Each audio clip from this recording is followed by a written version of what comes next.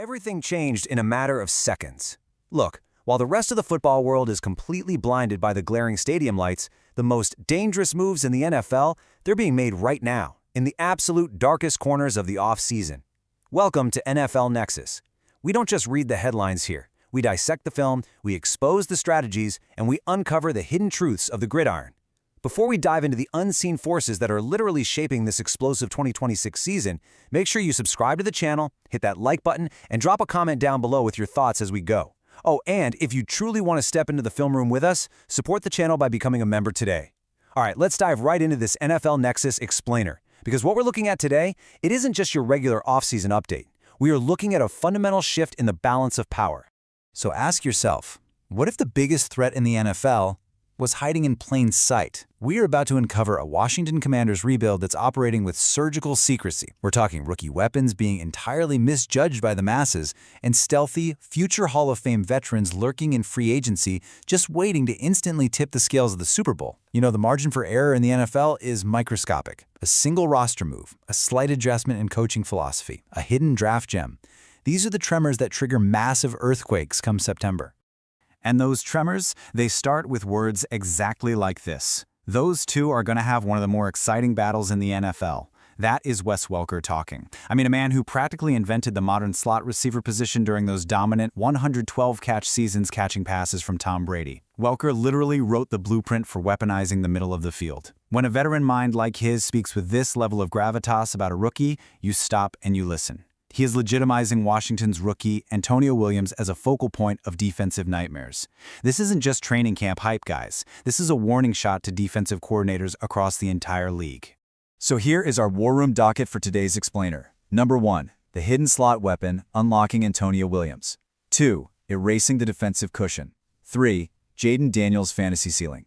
4, the Bobby Wagner sweepstakes. 5, contenders needing a linebacker. And 6, the coaching power shift in Pittsburgh. Let's get to work. Section 1. The hidden slot weapon, unlocking Antonio Williams. Let's step inside the sweat-soaked film room for a second.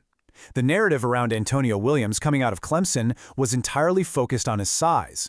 At just a shade over 5'11", the box score watchers and the casual analysts completely wrote him off. But Washington's front office, led by Adam Peters, they didn't draft a small receiver, they drafted a master manipulator of space.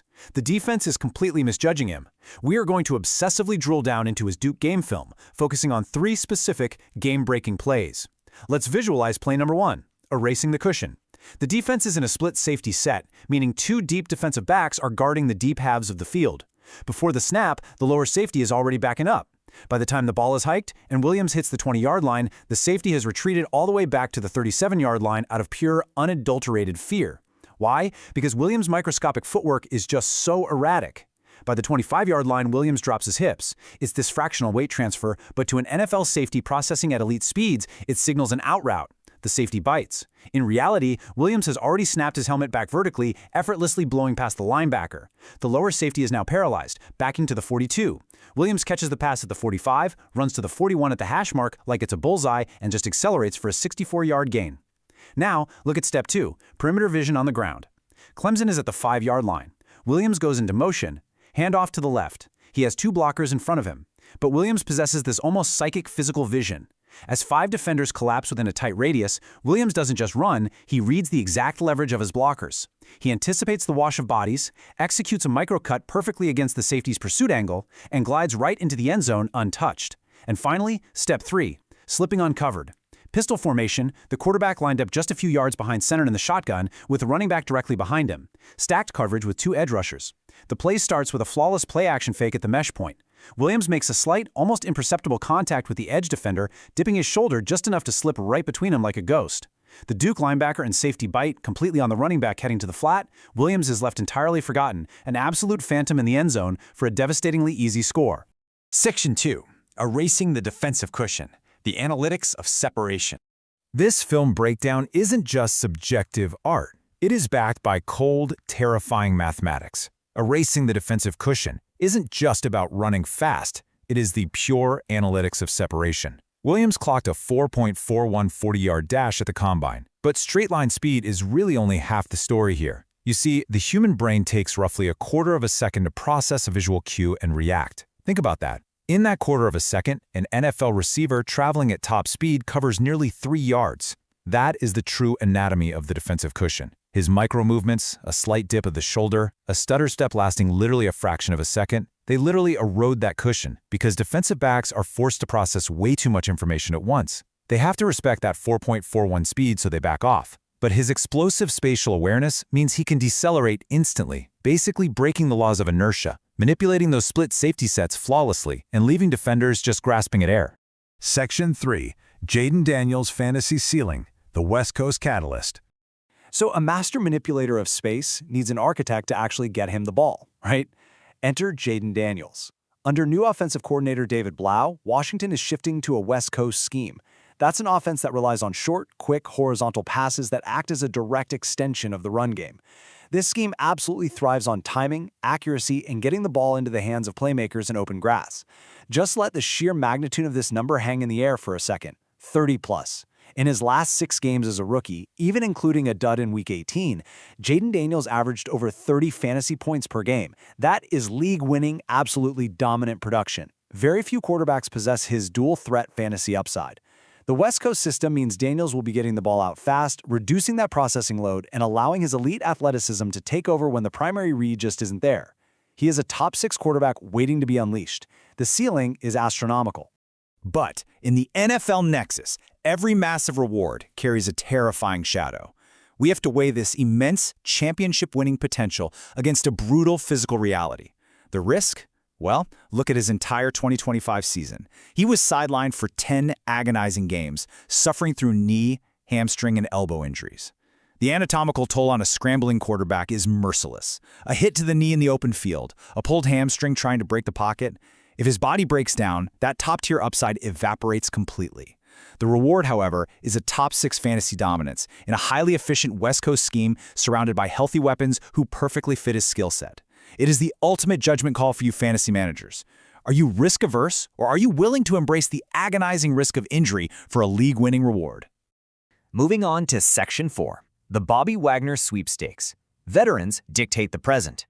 While rookies and second-year quarterbacks are building the future, the absolute truth of the NFL is that veterans dictate the present. So we pivot now from the volatile potential of youth to the absolute certainty of a 35-year-old future first-ballot Hall of Famer. Bobby Wagner is a free agent, and his next signature is the ultimate win-now contingency plan. Despite turning 36 this June, Wagner racked up 162 total tackles and 4.5 sacks last year. But you want to know the most staggering statistic? 68 consecutive games played, an absolute Iron Man streak in a league that literally shatters bodies on a weekly basis. How on earth does a 36-year-old survive in the middle of an NFL defense? He doesn't rely on 4.4 speed anymore. He relies on unmatched 14-season pre-snap diagnostic mastery.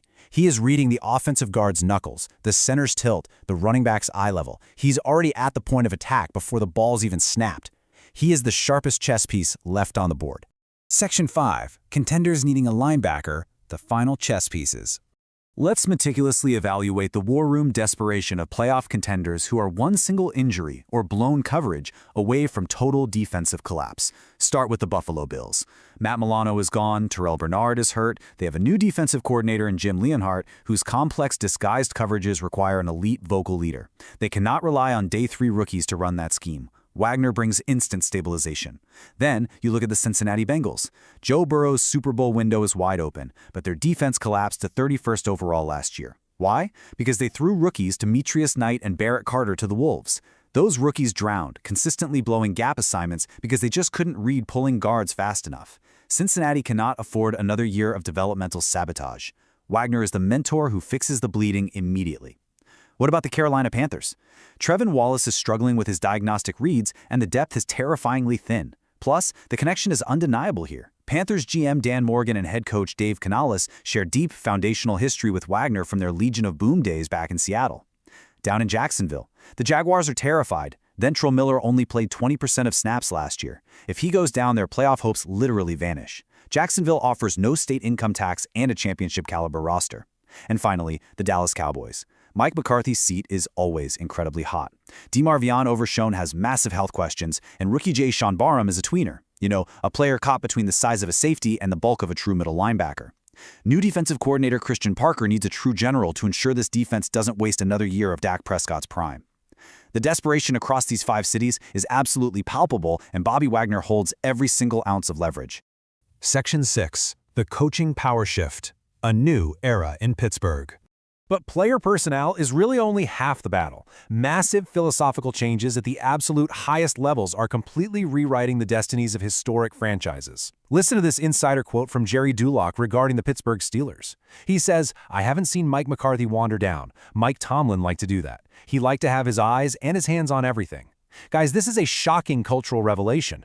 For years, Mike Tomlin operated like Big Brother, an overarching CEO. After the legendary Dick LeBeau era, Tomlin began to micromanage every single aspect of the field. His fingerprints were on every defensive call, slowly suffocating defensive innovation, and that absolute control eventually led to a cycle of constant 9-8 mediocrity, never bottoming out, but never really peaking either.